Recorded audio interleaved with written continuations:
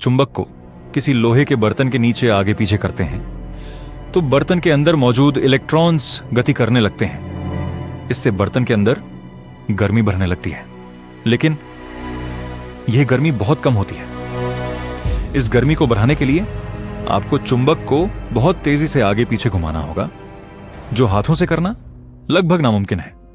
यहीं पर आप अपना दिमाग लगाते हैं। चुंबक की जगह आप एक तार लेते हैं, क्योंकि जब भी एक तार को करंट दिया जाता है तो वह भी एक चुंबक की तरह काम करता है। अब उस तार को कई बार घुमाकर एक कॉइल बना लेते हैं, जिससे यह एक बहुत ही शक्तिशाली चुंबक बन जाता है। जब आप इसे बैटरी से करंट देते हैं तो यह काम तो करता है, पर दिक्कत अभी भी वही है, इसे आपको अपने हाथों से ही आगे पीछे करना पड़ता है। अब आप फिर से अपना दिमाग लगाते हैं और इस बार मास्टर स्ट्रोक खेलते हैं। आप इस्तेमाल करते हैं घर में आने वाली एसी करंट का।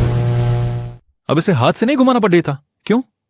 क्योंकि घर में आ रही एसी करंट की दिशा हर सेकंड में 100 बार बदलती है, जिससे चुंबक की दिशा भी हर सेकंड बदलती रहती है।